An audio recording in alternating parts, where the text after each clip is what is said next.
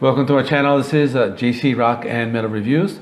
My name is John, and today I have another episode of my top 50 albums that shaped my musical journey. So before I begin, if you haven't subscribed, please subscribe. I do rock and metal reviews, rankings, and more.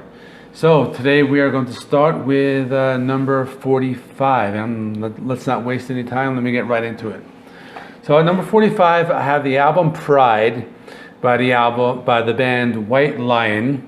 This came out in 1987, and this was a very important album to me because it was one of the albums that kind of like springboarded me into, or kind of like helped me like transition into more heavier stuff. Like this was like the first heavy metal that I started listening to, along with another album. You probably know what it is already, but that's going to be like way higher on this list. But I chose the album Pride. I pretty much owned like all of their like albums, or I think like the first four.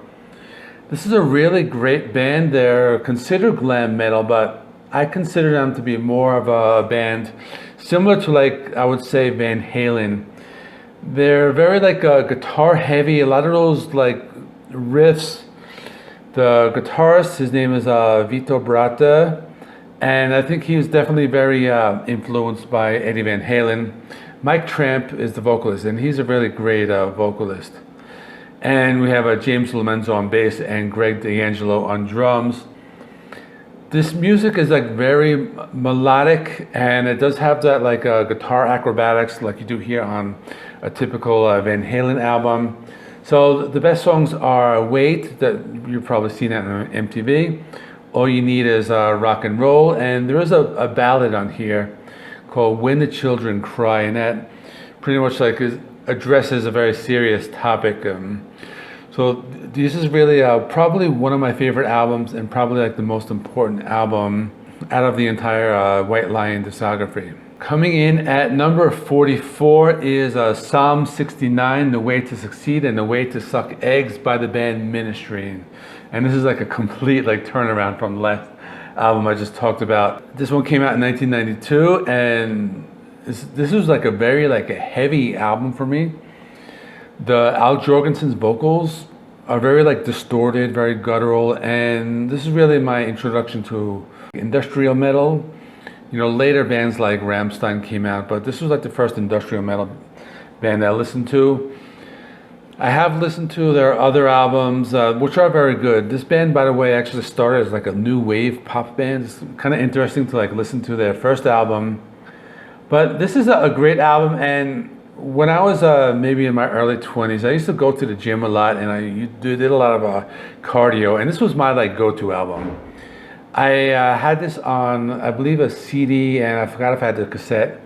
But I used to like bring this to the gym and just, you know, really work out with this album, because it has like the sound, like it has the title track, the first song called NWO. This is really a great, has a like heavy sound, those like heavy, like almost like thrash metal riffs, and that like industrial drum beat. Just One Fix, that's another great one. Goes into TV2, Hero. This is basically a great album all the way through. It's a great album just to take to the gym and if you're working out. So for those of you who like still are working out, check out this album. This is the one for you. I saw this band live at the Lollapalooza. I think it was 1992. That was a really great show. And it was funny, I remember like during the show, like people are standing up like doing the wave, and Al Jorgensen's like, hey, what are you guys doing the wave? You guys are all a bunch of yuppies. Like, don't do that with our show. That was a pretty funny thing that I remember from that concert. But this is a great band. I never really followed them too much after that, but I really like this album. Coming in at number 43 is Tesla with the Great Radio Controversy, and this is another band. They were like lumped in with the glam metal. But this is a band, they were just a very good hard rock album. They experimented a lot with different styles. They had ballads, they had the heavy stuff, you know, they had the melodic stuff. Some stuff sounded more like the Rolling Stones, you know, some stuff were more like classic rock.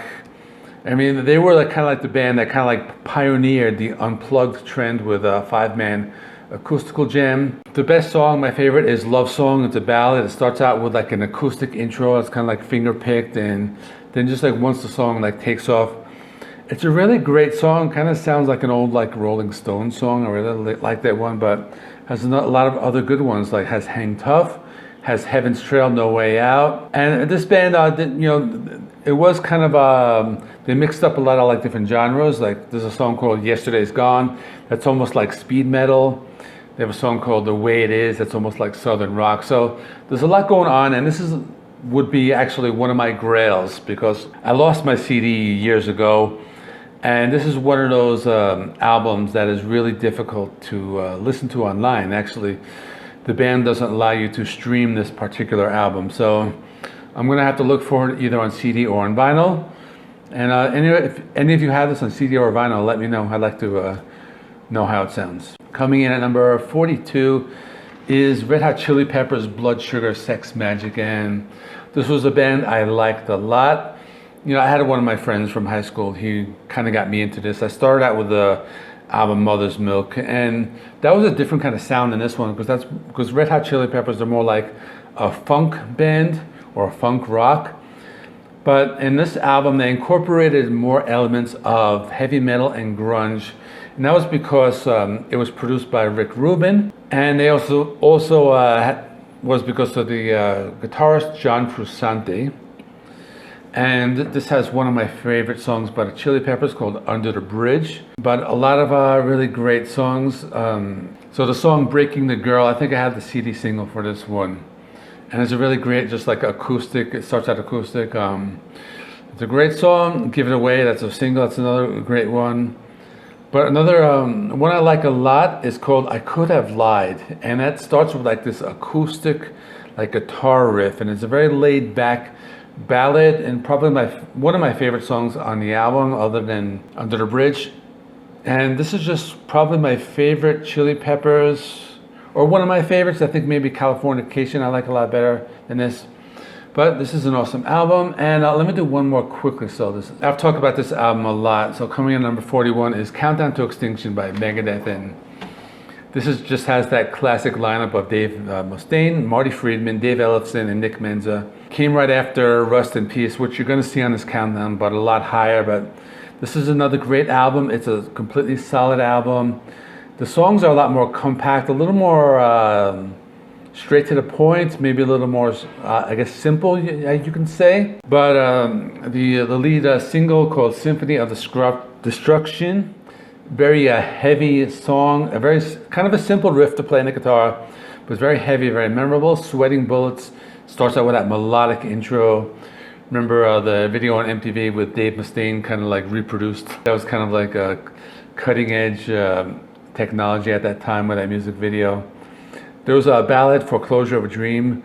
It really talks about a really great topic about like farms and farmers being foreclosed. And High Speed Dirt, that's another really great one, just really great riff. And again, the songs are a lot shorter, they're more compact, they're catchier, they're more melodic, and a little more accessible. So this is the album that if you have a friend who isn't into thrash metal and you want to kind of like introduce them to something that's accessible, tell him to start here. That is it. I'm going to stop here. So check out my in-video links. Comment below. Tell me what you thought of these videos, and I'll hopefully be back tomorrow with another video, which would be, what am I up to? 42, 36. All right.